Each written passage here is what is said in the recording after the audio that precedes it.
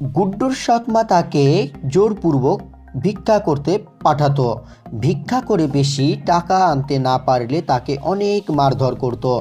একদিন গুড্ডু একটা গাছের নিচে বসে কাঁদতে লাগলো। সে মনে মনে ঠিক করলো আজ রাতে ঘর থেকে বেরিয়ে অন্য জঙ্গলে চলে যাবে। রাতে গুড্ডুর সৎমা ঘুমিয়ে পড়লে আর গুড্ডু পালিয়ে যায়।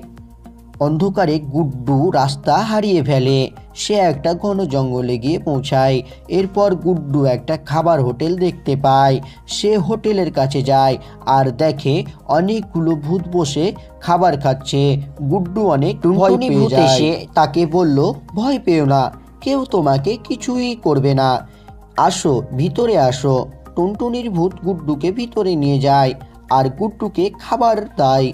গুড্ডু খাবার খায় আর তার সৎ মায়ের অত্যাচারের কথা ভূতকে খুলে বলে।